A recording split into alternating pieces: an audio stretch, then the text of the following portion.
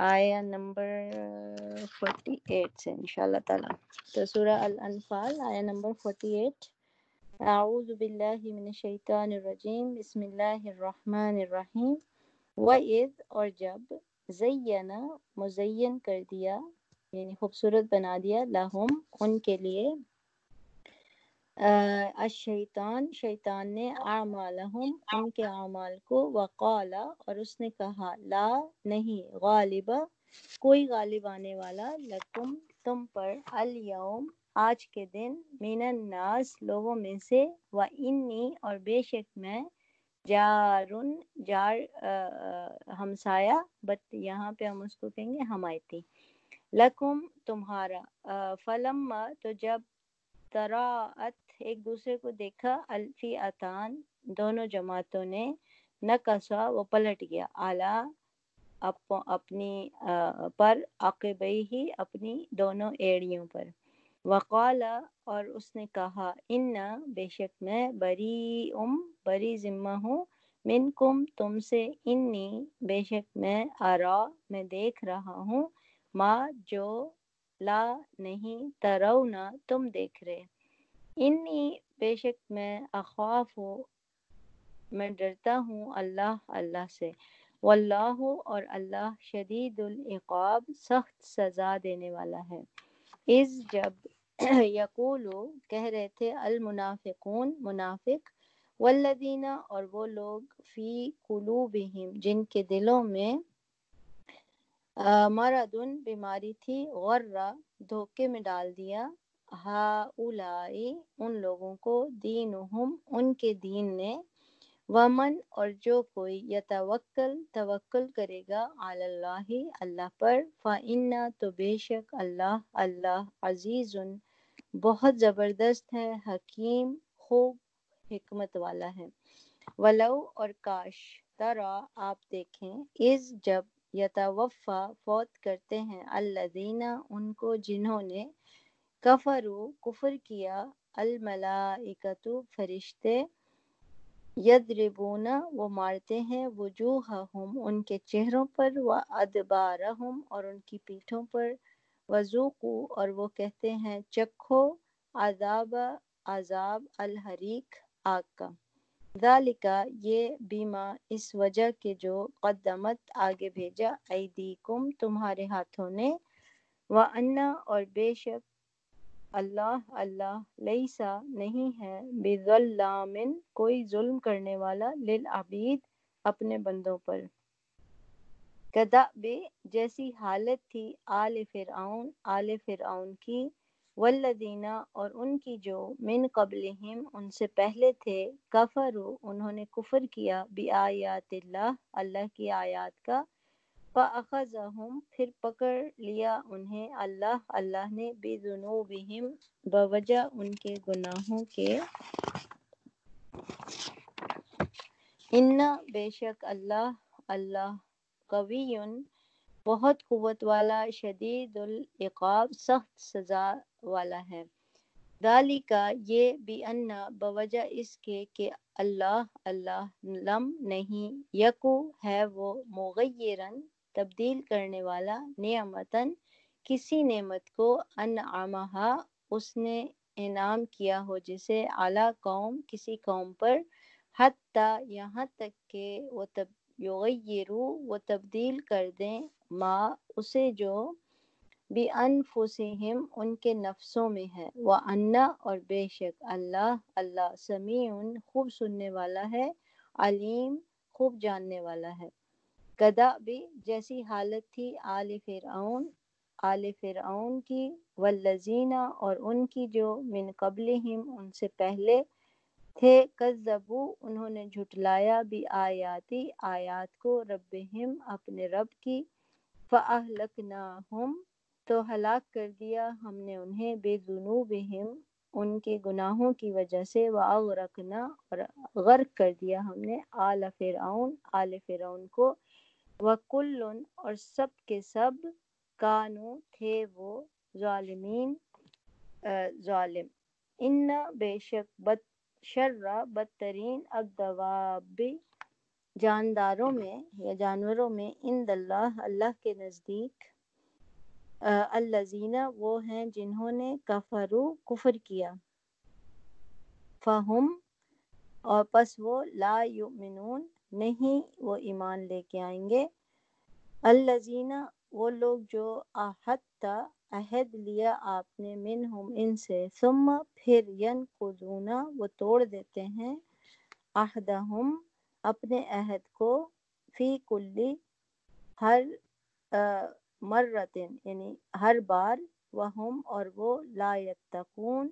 نہیں وہ ڈرتے فَإِمَّا پھر اگر تَثْقَفَنَّهُمْ آپ پائیں انہیں فی الحرب جنگ میں فشرد تو مار بھگائیں بہم ان کے ذریعے من انہیں جو خلفہم پیچھے ہیں ان کے لعلہم شاید کہ وہ یذکرون وہ نصیحت پکڑیں وَإِمَّا اور اگر تخافن آپ ان سے خوف رکھتے ہیں من قوم کسی قوم سے خیانتن خیانت کا فم بز پس پھینک دیجئے یا ان کا عہد توڑ دیجئے الیہم ان کی طرف علی سواء برابری پر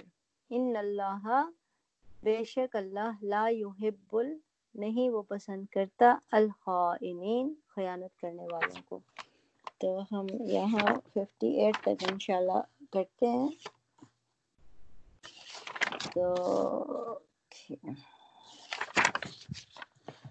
تو یہاں پہ کل جب ہم پڑھ رہے تھے کہ کس طرح سے قریش کا جو لشکر ہے وہ بڑی شان و شوکت کے ساتھ جو ہے وہ اپنے گھر سے نکلا اور بڑا اتراتے ہوئے رستے میں یعنی کہ وہ لوگ آئے اور جو بھی قبیلے ان کو رستے میں ملتے تھے ان کو وہ یعنی کہ باقاعدہ یہ کہہ کے آئے کہ آج ہمارے کو کوئی ہرا نہیں سکتا ہمیں کوئی شکست نہیں دے سکتا اور ہم جو ہے اسلام کا آج خاتمہ کر کے آئیں گے یعنی اس لیے وہ جو ہے بہت ہی شان و شوکت سے نکلے تھے تو اس کے بعد جو ہے ان کو اس کو بتایا گیا کہ یعنی کہ ان کی اگر وہ روش ہی ہے کہ وہ اللہ تعالیٰ کے راستے سے لوگوں کو روکتے ہیں تو اللہ تعالیٰ نے بتا دیا کہ کس طرح سے وہ جو کچھ بھی کر رہے ہیں اللہ کی گرفت سے باہر نہیں ہے یعنی ان کو اللہ تعالیٰ پکڑ کے رہے گا تو اس کے بعد پھر یہ آیت آئی کہ ہوا یہ تھا یعنی کہ اس آیت میں یہ بتایا کہ ذرا اس وقت کا خیال کرو کہ جب شیطان نے ان کے عمل ان کو خوشنما بنا کر دکھائے تھے اور ان سے کہا تھا کہ آج کوئی تم پر غالب نہیں آ سکتا اور یہ کہ میں تمہارے ساتھ ہوں یعنی میں تمہارا حامی ہوں تمہارا تائید کرنے والا ہوں جار کا لفظ یہاں پہ جار کا لٹرل معنی ہوتا ہے ہمسایہ لیکن یہاں پہ اس کا مطلب آئے گا حمایتی ہوں یعنی جس طرح ہمسایہ ساتھ ہوتا ہے یعنی بالکل ساتھ ہوتا ہے اس طرح شیطان نے ان لوگوں کو کہا کہ آج میں تمہارا حمایتی ہوں اور تمہیں آج کوئی نہیں ہرا سکتا اور جب دونوں گروہوں کا آمنا سامنا ہوا تو الٹے پاؤں پھر گیا اور کہنے لگا کہ میرا تمہارا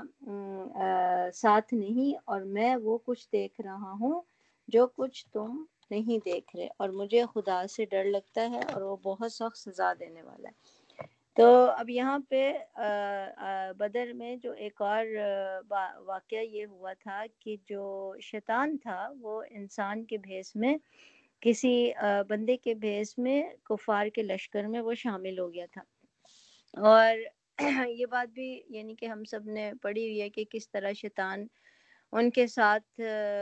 شامل تھا اور ان کو ابھار رہا تھا مزید یعنی جنگ کرنے کے لیے وہ یہ سوچ کے کہ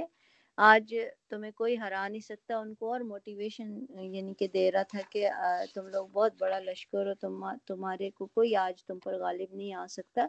کیونکہ شیطان ان لوگوں کو مزید ان کی حرکتیں جو ہے وہ خوشنما کر کے بتا رہا تھا اور جب انسان کو خود اپنی قوت پہ قابلیت پہ یعنی کہ بہت زیادہ فخر ہو تو وہ یہی سمجھتا ہے ہاں میں سب کچھ کر سکتا ہوں تو اس لیے جو ہے وہ لوگ جو ہے ڈینگے مار رہے تھے اور خوب یعنی کہ تکبر میں تھے تو اب ہوا یہ کہ جب شیطان ان کے ساتھ تھا تو جب اس نے لشکر کو دیکھا، اب وہ شیطان تھا کیونکہ شیطان جنوں میں سے ہے، اور شیطان آف کورس جو چیز انسان نہیں دیکھ سکتے وہ بھی شیطان دیکھ سکتا ہے. تو جب شیطان نے دیکھا کہ فرشتے اس کو نظر آئے ان کی مدد کے لیے، اس کو اندازہ ہوا کہ اللہ تعالیٰ نے فرشتے بھیجے، تو وہ ان کو کہتا ہوا چھوڑ کے چلا گیا میدان جنگ میں کہ میرا تمہارا ساتھ نہیں ہے. اس نے کہا جو کچھ میں دیکھ رہا ہوں وہ تم نہیں دیکھ سکتے. اور اس سے مراد یہی تھی کہ وہ دیکھ رہا تھا کہ کس طرح فرشتے جو ہیں ان مسلمانوں کے لشکر کے ساتھ ہیں، اور جب اس کو اندازہ ہو گیا، اس کو یقین ہو گیا کہ اب اس لشکر کو ہم ہرا نہیں سکتے، ہم فتح نہیں پا سکتے، تو وہ الٹے پاؤں وہیں سے بھاگ گیا. کیونکہ بعد میں بہت ساری روایات سے یہ بات آتی کہ جو قریش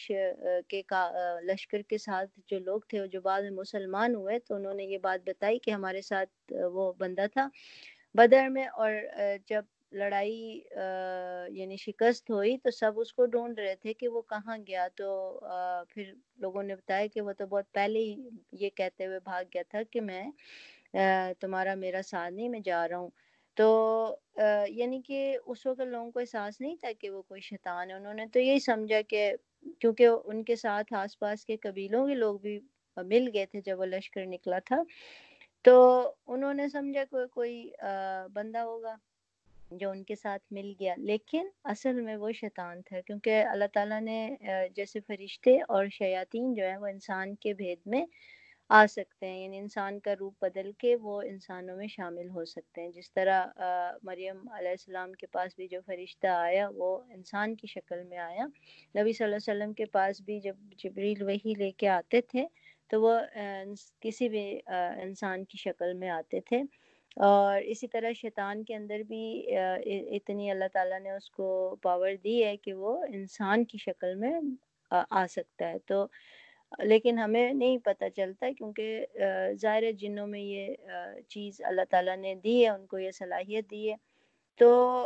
اب اس نے جب وہ لشکر میں دیکھا کہ فرشتے سامنے موجود ہیں تو وہ یہ کہتا ہوا چل پڑا کہ جو کچھ میں دیکھ رہا ہوں وہ تم لوگ نہیں دیکھ رہے ہو، اور میں اللہ سے ڈرتا ہوں. اب آپ سوچو کہ شیطان کہہ رہا ہے کہ انی اخاف اللہ، کہ مجھے اللہ سے ڈر لگ رہا ہے، اور واللہ شدید العقاب، اور اللہ بڑی سخت سزا دینے والا ہے. تو اسے یہی پتہ چلتا ہے کہ شیطان بھی اپنے تکبر کی وجہ سے ٹھکرایا گیا، لیکن سٹل اس نے اللہ کا انکار نہیں کیا. ٹھیک ہے نا، سٹل اس نے اللہ کو ماننے سے انکار نہیں کیا، کیونکہ وہ اس کو تو پتہ تھا، ساری حقیقت پتہ ہے، وہ تو نکالا ہوا ہے نا جنت سے. تو اب جس طرح اس نے یہاں پہ یعنی کہ ان کا ساتھ چھوڑ دیا اپنے ماننے والوں کا، تو اسی طرح ایک اور جگہ اینڈ میں قرآن میں آتے ہیں کہ جب قیامت کے دن بھی لوگ دیکھیں گے اور شیطان کو کہیں گے کہ تمہاری وجہ سے ہمارا یہ حال ہوا، تو اس وقت بھی وہ کہے گا کہ میرا تمہارے اوپر کوئی اختیار نہیں تھا، تم نے خود ہی مجھے فالو کیا تھا، میں نے تو بس اپنا یعنی کہ کام جو اللہ سے میں نے وعدہ کیا تھا میں نے تو وہ نبھایا، اور تم سے جو سارے میں نے وعدے کیے تھے تو میرے سارے جھوٹے وعدے تھے. اب ایک جگہ قرآن میں بڑا کلیئر آتا ہے کہ اللہ کا وعدہ جو ہے وہ سچا وعدہ ہے. اللہ نے جو وعدہ کیا ہے انسان سے کہ اگر اچھے کام کرو گے تو جنت میں جاؤ گے، اور اگر اللہ کو نہیں مانو گے تو جہنم میں جاؤ گے، تو یہ اللہ کا وعدہ ہے. تو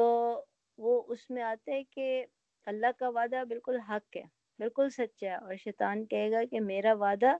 جو تھا وہ میں نے پورا نہیں کیا، یعنی میں تمہیں نہیں بچا سکتا یہاں پہ. اب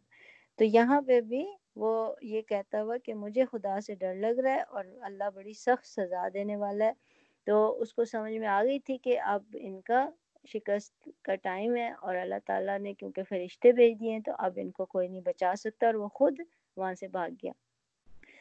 تو پھر جب بتایا جا رہا ہے کہ اذ یقول المنافقون، یعنی یاد کرو وہ وقت. اب یہ سارا جو واقعہ ہے یہ ظاہر ہے مدینہ میں اس کے بعد سورہ نازل ہوئی تھی، تب جب مال غنیمت کے بارے میں لوگ جھگڑ رہے تھے. تو یہ ساری باتیں ساری چیزیں ان کو یاد کرائی جا رہی ہیں، مسلمانوں کو بتائی جا رہی ہیں. اور پھر ظاہر ہے قرآن کیونکہ رہتی دنیا تک ہے تو اس میں سب مومنین کے لیے ایک لیسن بھی ہے کہ وہ یاد کریں کہ اللہ تعالیٰ نے کس طریقے سے مسلمانوں کی مدد کی تھی، اور جب اللہ تعالیٰ بار بار اپنی نعمتوں کا، اپنی فضل کا اس طرح ذکر کراتا ہے تو اس کا مطلب یہ ہوتا ہے کہ ہمیں اس سے سبق سیکھنا چاہیے، لیسن لرن کرنا چاہیے کہ کس طرح کا ایمان ہونا چاہیے اور کس طرح کا یعنی کہ آپ کا دل ہونا چاہیے کہ آپ کے پاس بھی اللہ کی مدد آئے، اور پھر آپ اللہ کا شکر ادا کریں کہ اللہ تعالیٰ نے کس طریقے سے مسلمانوں کو یعنی کہ فتح دیا اور اسلام کا بول بالا کیا۔ تو اذ یقول المنافقون والذین فی قلوبہم مرض،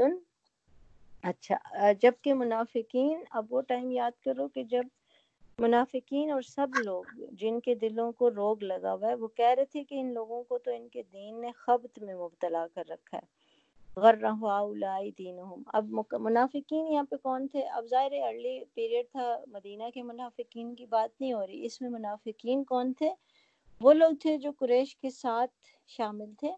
مسلمان ہو گئے تھے لیکن ان کے اندر اتنی ہمت نہیں تھی کہ وہ اپنے آپ کو مسلمان کہتے، ان کو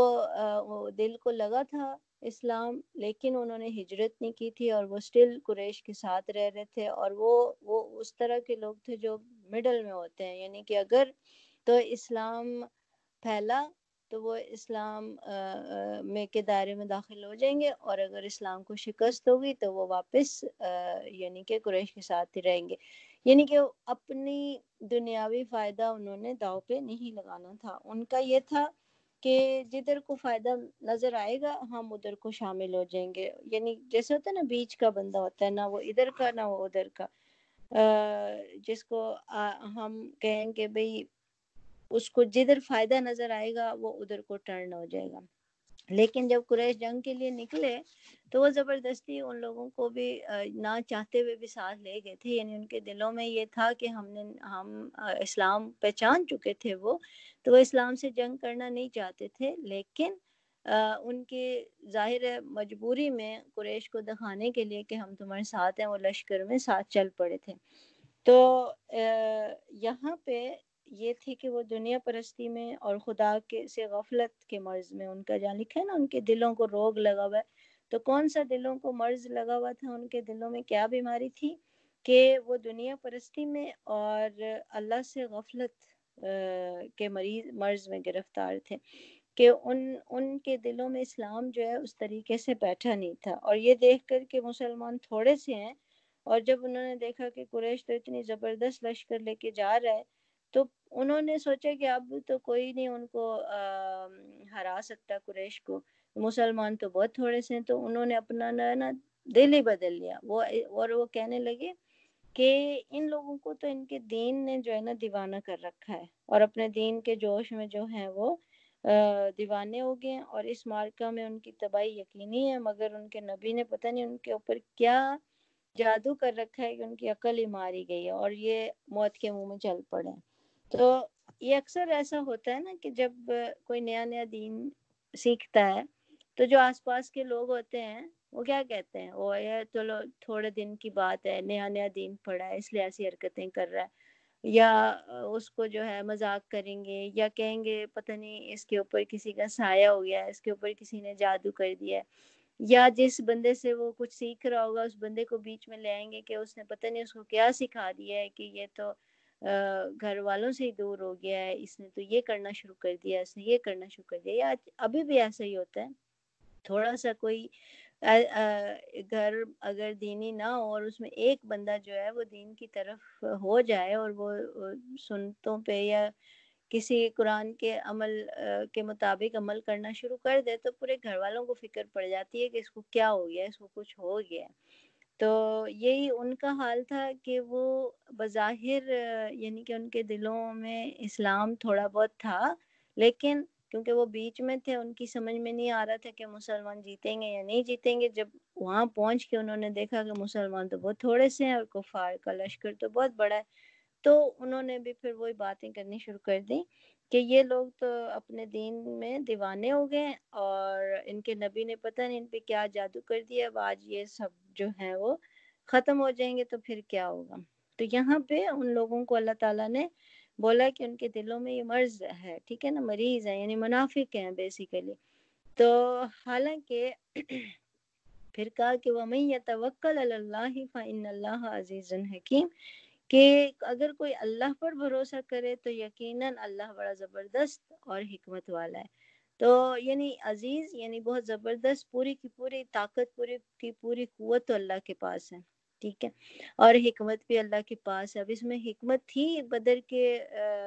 موقع پہ کہ اللہ تعالیٰ نے اسلام کو اور حق کو ثابت کرنا تھا، حق کو حق ثابت کرنا تھا، اور اسلام کا نام اونچا کرنا تھا، اور باطل کو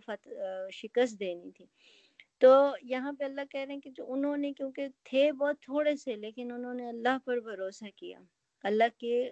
پر جب ان کا توکل بہت زیادہ ہو گیا، اور انہوں نے نہیں سوچا، انہوں نے کہ بھی ہم تھوڑے ہیں، ان کو اس بات کا یقین تھا کہ اللہ تعالیٰ ہماری مدد کریں گے. حالانکہ اس وقت نہیں پتا تھا کہ وہ عام لوگوں کو نہیں پتا تھا کہ کس طرح فرشتے ان کی مدد کریں گے، لیکن ان کا یقین تھا کہ اللہ تعالیٰ نے ان کی مدد کرنی ہے، کیونکہ ان کے دلوں میں ایمان بہت پکا تھا. تو جب اتنا توکل پکا ہو جائے انسان کا، تو پھر اللہ تعالیٰ جو بھی کام کرتا ہے وہ یعنی کہ اس کی بہتری اس میں ہوتی ہے، کہ وہ اللہ کی حکمت تھی اس میں، اور اللہ تعالیٰ کتنا زبردست ہے کہ ان لوگوں کے کہنے سے کوئی کسی کو شکست نہیں ہو سکتی. پھر بولا، پھر بتایا کہ وَلَوْ تَرَىٰ إِذْ يَتَوَفَّى الَّذِينَ كَفَرُوا، کہ کاش تم اس حالت کو دیکھ سکتے جب کہ فرشتے مقتول کافروں کی روحیں قبض کر رہے تھے. اب وہ جو کافر قتل ہو رہے تھے جنگ میں، اور ان کے ساتھ ساتھ یہ منافقین لوگ بھی قتل ہو رہے تھے، آف کورس جو بھی کافر لشکر کے ساتھ لڑے گا.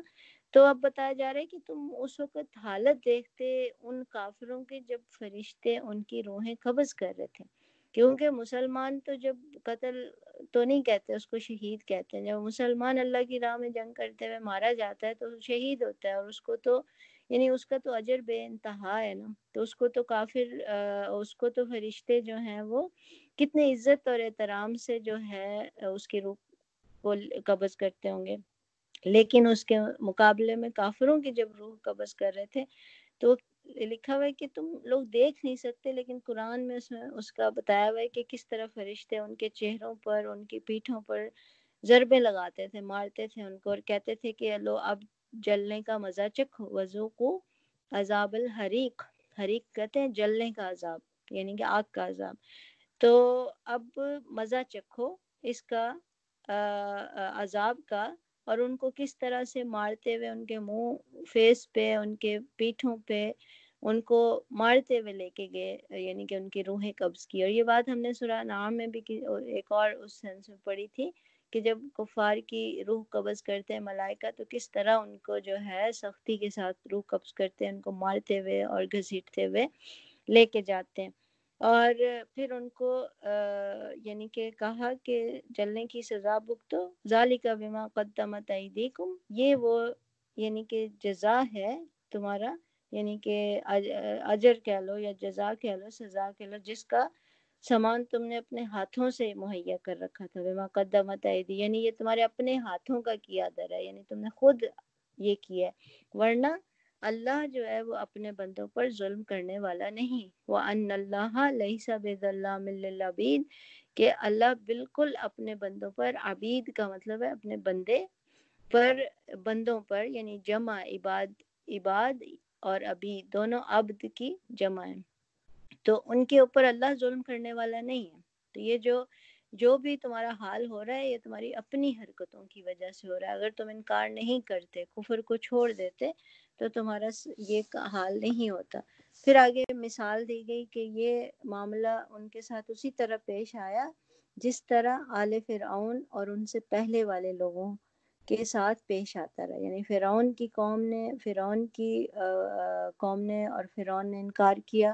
اور ان سے پہلے جتنے بھی لوگ نبیوں کی قومیں آئیں انہوں نے انکار کیا. ان کے ساتھ بھی یہی معاملہ پیش آتا رہا کہ انہوں نے اللہ کی آیات کو ماننے سے انکار کیا، اللہ کی آیات کا کفر کیا. فَأَخَذَهُمُ اللَّهُ بِذُنُوبِهِمْ، اور اللہ نے ان کے گناہوں میں انہیں پکڑ لیا، ان کے گناہوں پر اللہ تعالیٰ نے انہیں پکڑ لیا. جیسے قوم نوح ہے، قوم لوط ہے، اللہ تعالیٰ نے ان کے گناہوں پر ان کو پکڑ لیا تھا. فرعون کی اسپیسیفکلی بات کی کیونکہ قرآن میں بہت زیادہ فرعون کے بارے میں اور بنی اسرائیل کے بارے میں ذکر ہے. تو اللہ تعالیٰ نے ان کو سزا کے طور پہ پکڑا کیونکہ انہوں نے کفر کیا تھا. اور یہاں پہ کفار کو یعنی قریش مکہ کو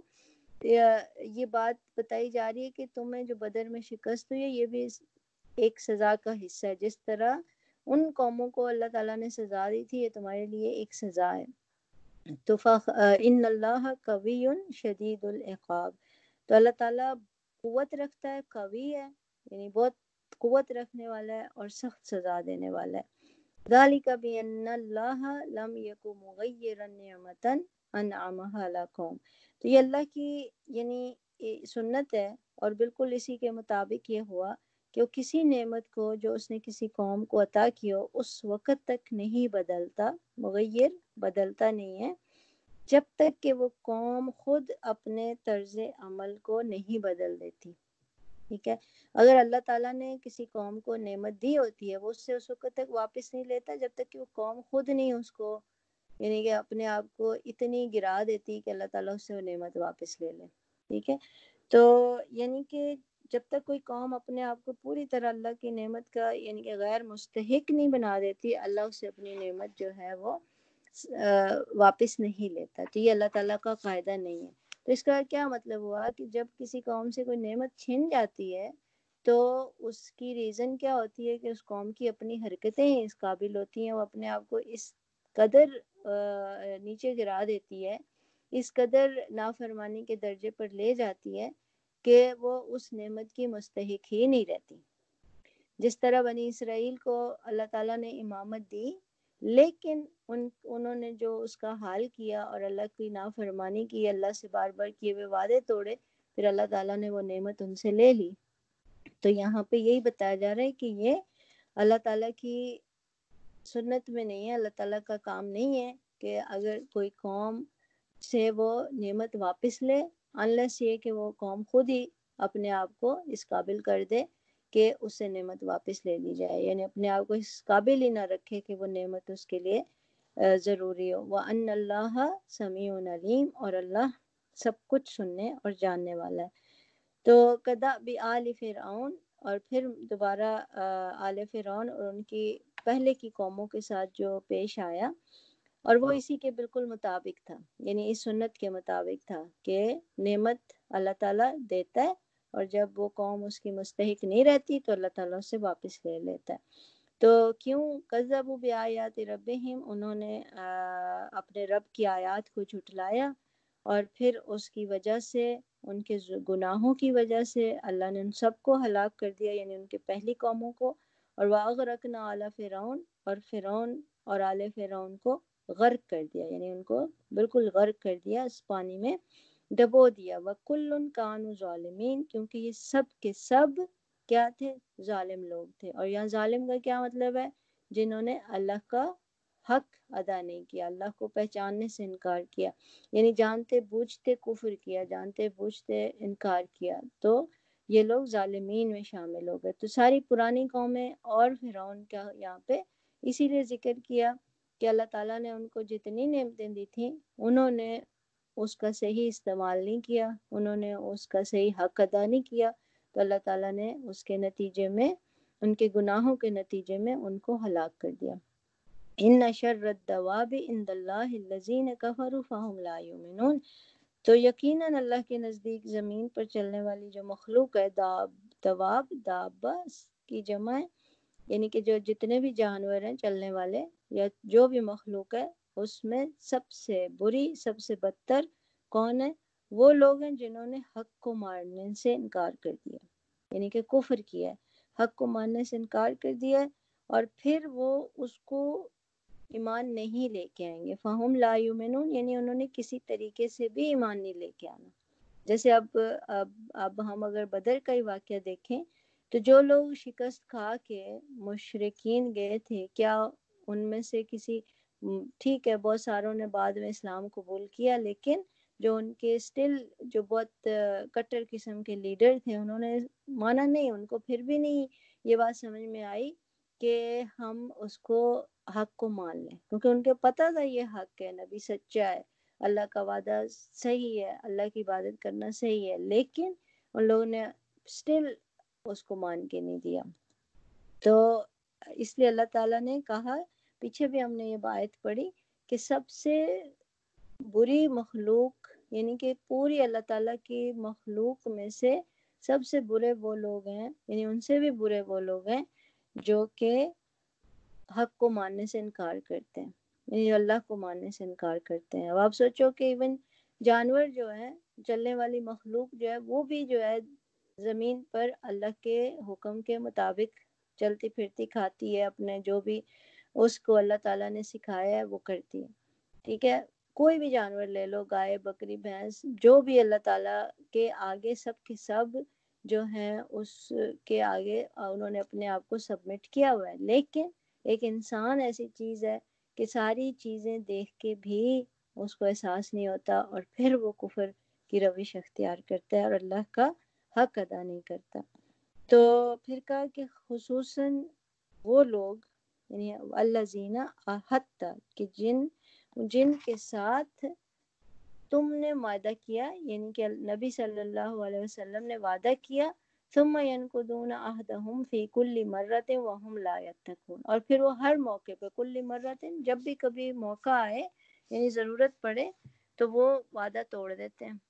ینقضون کا مطلب توڑ دینا، وعدہ توڑ دینا۔ تو جن کے ساتھ نبی نے وعدہ کیا اور پھر وہ اس ہر موقع پہ اس کو توڑ دیتے ہیں، وہم لا یتقون، اور وہ بالکل جو ہے اللہ کا تقوی نہیں کرتے، اللہ کا خوف نہیں کرتے۔ تو یہاں پہ خاص طور پہ ان قبیلوں کی طرف اشارہ ہے جو کہ بہرحال مدینہ کے سائڈوں پہ جو قبیلے تھے، زیادہ تر یہود کے قبیلے تھے، یہودیوں کے انڈر میں تھے، تو ان کی طرف اشارہ ہے کہ نبی صلی اللہ علیہ وسلم جب مدینہ تشریف لے کے آئے تو سب سے پہلے انہوں نے ان کے ساتھ جو تعاون اور مدد کا معاہدہ کیا تھا، اور وہ انہوں نے اپنی حد تک پوری کوشش کی تھی کہ ان کے ساتھ معاملات کر کے ماحول خوشگوار بنائیں، تعلقات اچھے رکھیں۔ اور دینی حیثیت سے بھی اگر دیکھا جائے تو یہود جو ہیں مشرکین کی نسبت آپ سے قریب تر تھے، اور ہر معاملے میں وہ مشرکین کے مقابلے میں اہل کتاب کو ترجیح دیتے تھے، اور ان کے علماء اور ان کے مشائخ وہ سارے کے سارے بھی یعنی کہ جانتے تھے کہ نبی صلی اللہ علیہ وسلم ایک نبی ہیں، لیکن مسئلہ وہی تھا کہ وہ کیونکہ ان سے جیلس تھے، حسد میں تھے، ان کو اچھا نہیں لگتا تھا کہ یہ نئی تحریک کسی طریقے سے کامیاب ہو سکے، تو اسی لیے جو مدینہ کے وہ منافق تھے انہوں نے مسلمانوں کے ساتھ ساز باز کرتے تھے، اور جو قبیلے تھے اور انہوں نے ان کے ساتھ جب جنگ کا ٹائم آیا تو انہوں نے کیا کیا کہ ساتھ نہیں دیا۔ تو ان کو جب جنگ بدر ہوئی تھی تو ان کو تھا کہ شاید قریش کی پہلی ہی جنگ میں جو ہے وہ اسلام ختم ہو جائے گا، لیکن جب ان کا نتیجہ ان کے خلاف نکلا تو ان کو اور افسوس ہوا، ان کو اور حسد زیادہ بڑھ گیا کہ اب تو بدر کی فتح سے تو یہ اور زیادہ پھیل جائیں گے۔ تو یعنی کہ ایون ان کا جو یہودیوں کا جو لیڈر تھا، ایک کعب بن اشرف اس کا نام تھا، تو وہ تو یعنی کہ اتنا اس کو افسوس ہوا تھا کہ اس نے اپنے قبیلے میں جا کے کہا تھا کہ زمین کا پیٹ ہمارے لیے اس کی پیٹھ سے بہتر ہے، یعنی بجائے یہ کہ ہم زمین کے اوپر گھومیں، اس سے بہتر ہے کہ ہم مر ہی جاتے، یعنی کہ اس طرح سے اس نے کہا، یعنی جوش میں آ کے۔ تو لیکن یہ لوگوں نے کیا کہا تھا کہ جب نبی صلی اللہ علیہ وسلم جب بھی کوئی ان کو کام کہتے تو ان کے ساتھ نہیں دیتے تھے، ان کے ساتھ جب بھی موقع ملا انہوں نے کبھی بھی اس کو جو ہے نا پورا نہیں کیا۔ تو ایسے لوگوں کے بارے میں اللہ تعالیٰ نے کہا کہ یہ لوگ خاص طور پہ جو ہیں جانوروں سے بھی بدتر، ٹھیک ہے، کیوں کہ انہوں نے اپنے وعدے توڑے جو کہ انہوں نے نبی صلی اللہ علیہ وسلم کے ساتھ کیے تھے۔ تو بس اگر فَإِمَّا تَثْقَفَنَّهُمْ، یعنی پالو تم ان کو، یعنی تمہیں لڑائی میں اگر مل جائیں، فی الحرب یعنی جنگ میں اگر تمہیں مل جائیں، یعنی تمہارے ساتھ اگر جنگ کریں، تو فشرد بہم، تو ان کی ایسی خبر لو، یعنی ان کو کہ دوسرے ان کے بعد آنے والے لوگ ان کی ایسی روش پر یعنی کہ شرمندہ ہوں، کہ یعنی کہ ان کو ایسا سبق سکھاؤ کہ جو بعد میں آنے والے ہیں وہ بھی ان سے لیسن لرن کریں، تاکہ جو ہے یہ لوگ اس سے سبق حاصل کریں، لعلہم یذکرون۔ تو یعنی اس کا جنرل مطلب یہ ہوا کہ اگر کسی قوم سے معاہدہ ہوا اور وہ اپنے معاہدہ کو، ذمہ داریوں کو نہ مانے اور اس کے خلاف، تمہارے خلاف کسی جنگ میں حصہ لے، تو تمہیں بھی ان کے معاہدے کی ذمہ داریاں پوری کرنے کی ضرورت نہیں ہے، اور اگر وہ نہیں اپنا وعدہ پورا کرتے تو ان کو بھی حق ہوگا کہ اس سے جنگ کر لیں۔ اور اگر وہ دیکھیں کہ کسی قوم سے لڑائی ہو رہی ہے اور تم دیکھو کہ دشمن کے ساتھ وہ لوگ بھی شریک ہے جن کے ساتھ تمہارا معاہدہ ہوا ہے، تو ان کو قتل کرنے میں اور دشمن کو قتل کرنے میں کوئی یعنی کہ تعامل نہیں کرو، ان کو بھی دشمن سمجھ کے ان کو تم مار سکتے ہو۔ تو اس سے یہ کہ تاکہ جو باقی آنے والے لوگ ہیں ان کو پتہ چلے کہ انہوں نے معاہدے کی خلاف ورزی کی ہے، کیونکہ معاہدے کی خلاف ورزی کر کے اب ان کا کوئی یعنی کہ حق نہیں رہا کہ ان کی جان اور مال کی حفاظت کی جائے۔ تو اس لیے یہاں پہ یہ بتایا گیا کہ کیونکہ وہ بد عہد تھے، وَإِمَّا تَخَافَنَّ مِنْ قَوْمٍ خِيَانَةٍ، کہ توقع ہے کہ بد عہدوں کے اس انجام سے وہ سبق لیں گے، اور اگر تمہیں کسی قوم سے خیانت کا خدشہ ہو تو اس کے معاہدے کو علانیہ اس کے آگے پھینک دو۔ نفن بز یا مطلب ہے پھینک دینا کسی چیز کو، تو اس کا مطلب یہ ہے کہ اعلانیہ اس کے آگے پھینک دو، یعنی کہ توڑ دو معاہدہ اس کا، اور تمہیں اگر اندیشہ ہو کہ یہ تمہارے ساتھ موقع پاتے غداری کرے گا، تو اس کا مطلب ہے ایسی قوم کے ساتھ معاہدہ کیا ہوا ابھی اگر ہو اور وہ اینڈ ٹائم پہ آپ کے ساتھ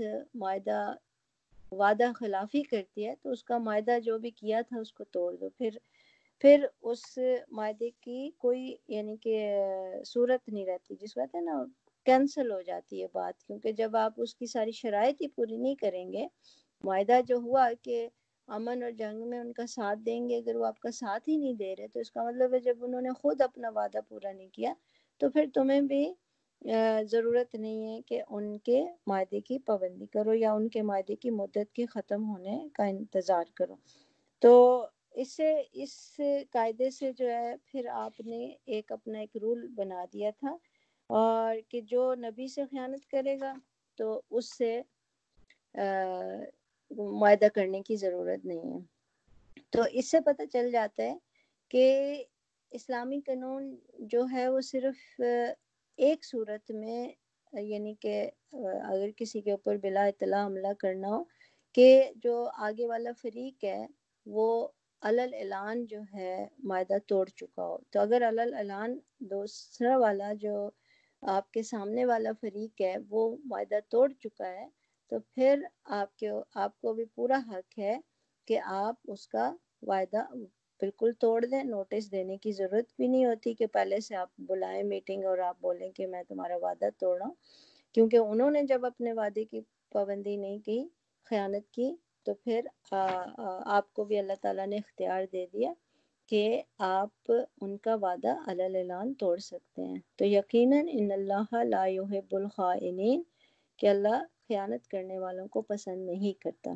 تو آف کورس جب اگلی قوم، دوسرے لوگ، کوئی بھی گروہ جو ہے وہ نبی کے ساتھ وعدے کا پاس نہیں کرے گا،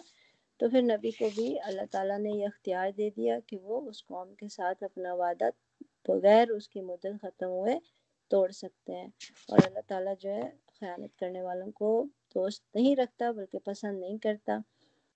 تو یہاں پہ ہم 58 پہ انشاءاللہ ختم کرتے ہیں، ٹھیک ہے۔